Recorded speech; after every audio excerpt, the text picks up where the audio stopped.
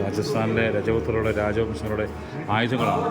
ഇത് നമ്മുടെ വയനാറിലെ വാരിക്കുന്നും പോലെ തോന്നുമെങ്കിലും കണ്ടില്ലേ, ഭയങ്കര സംഭവം തന്നെയാണ്. ശരിക്കും കാണേണ്ട കാഴ്ച തന്നെയാണ്.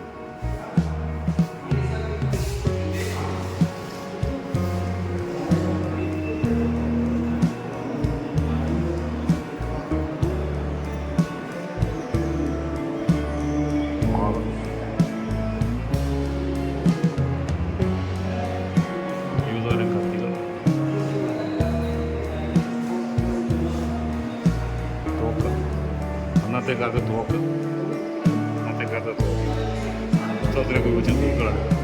കണ്ടോ, എത്ര നീളമുള്ള തോക്കുകളാണ്. നോക്കി എത്ര പേരുടെ ജീവനുള്ള തോക്കുകളാണിത്. ശരിക്കും പറഞ്ഞാൽ ഇത് കാണേണ്ട കാഴ്ച തന്നെയാണ്. ശരിക്കും എല്ലാവരും വന്ന് ജോധ്പൂർ കോട്ട കാണണം. ഇത് കാണണം എന്ന് ഒരുപാട് ഇതൊക്കെ മനസ്സിലാക്കാൻ.